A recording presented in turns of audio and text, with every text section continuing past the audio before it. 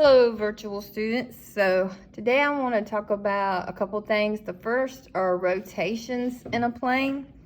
So what a rotation is it's a transformation where a figure is rotated or turned about a fixed point.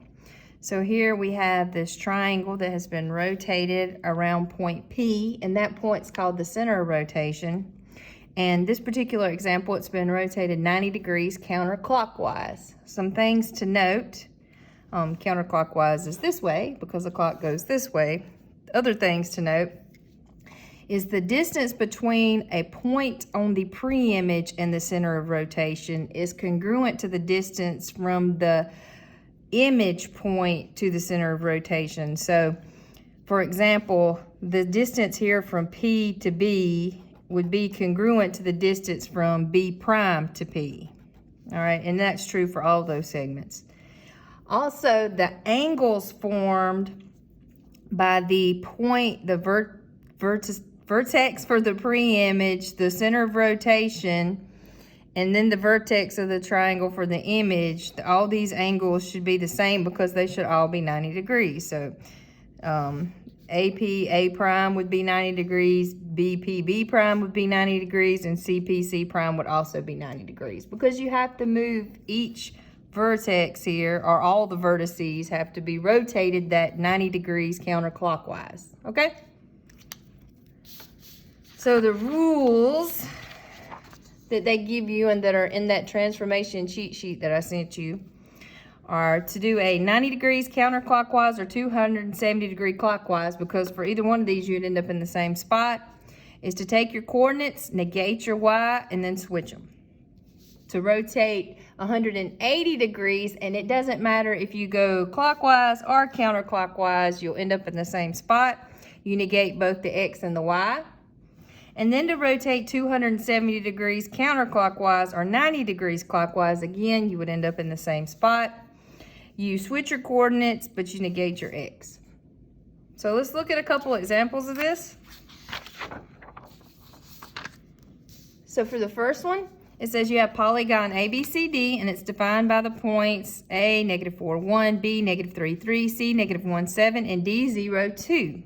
It says if the polygon rotates 90 degrees counterclockwise to create polygon A prime, B prime, C prime, D prime, what are the new coordinates? So remember, to rotate 90 degrees counterclockwise, so to go 90 degrees counterclockwise, you want to take your coordinates, and you're going to negate the y and switch the x coordinate and the y coordinate.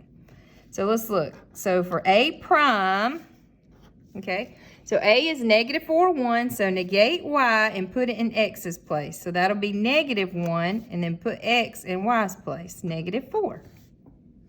And then for B prime, we'll take the 3 that was the y coordinate, negate it, and use it for the x coordinate. And then the x coordinate will become the y coordinate. And then for C prime, same thing.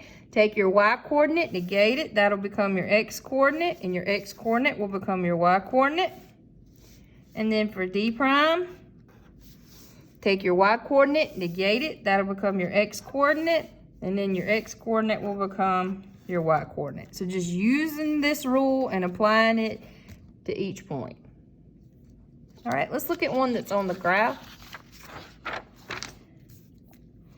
All right, we're going to rotate triangle JKL by 180 degrees.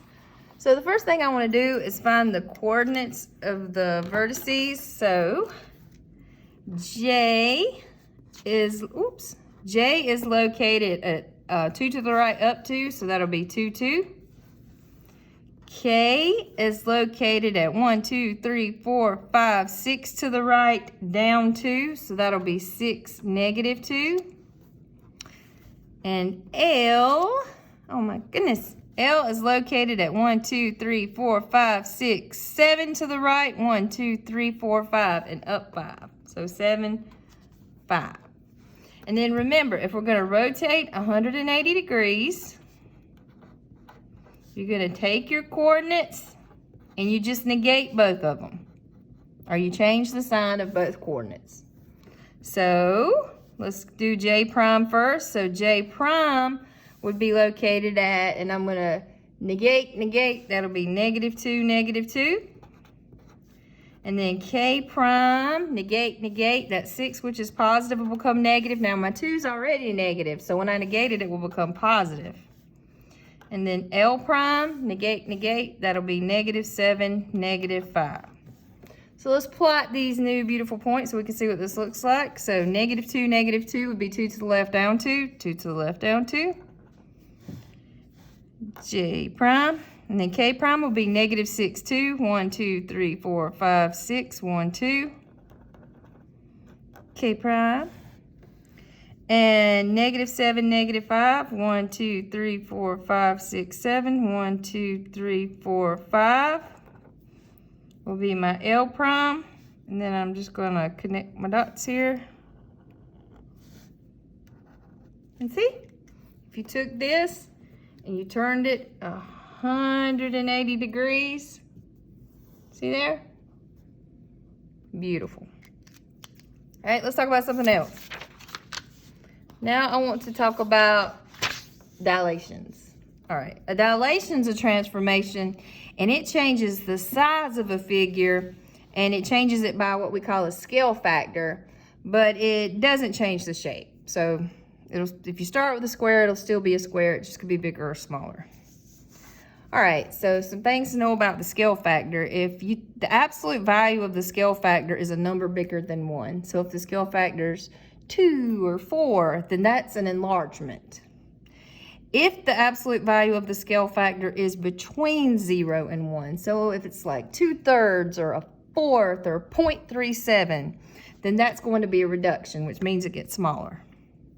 And if the scale factor is a negative, then not only is it going to change the size, then it's also going to rotate the figure 180 degrees.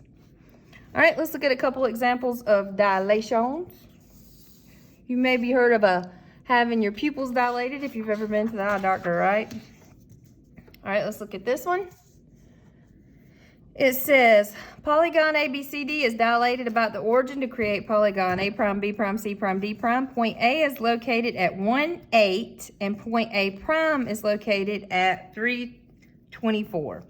Which type of dilation was used to create polygon A prime, B prime, C prime, D prime? And what was the scale factor? So look, we went from 1 to 3, just looking at the X coordinates here, and we went from 8 to 24, looking at the Y coordinates. They both got bigger, right? So we know that that is an enlargement. But let's calculate the scale factor. To find the scale factor, and I bet a lot of you already know it in your noggin, you just want to use the coordinate of the image,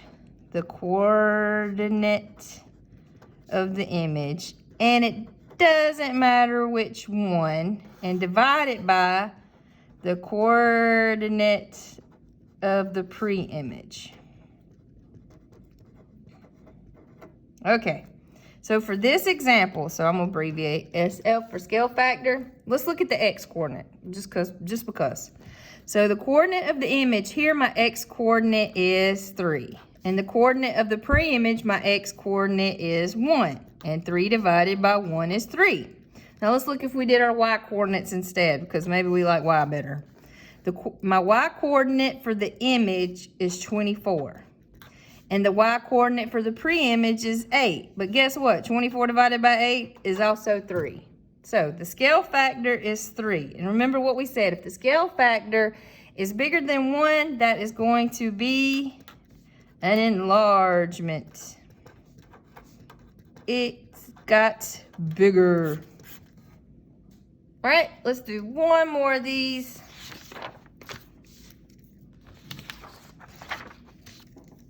Okay. Says we got triangle RST is dilated about the origin to create triangle R prime, S prime, T prime. Point R is located at 515. Point R prime is located at 2.57.5. Ooh, decimals. Which scale factor was used to perform the dilation? So I'm going to use the same method that I did in the last question.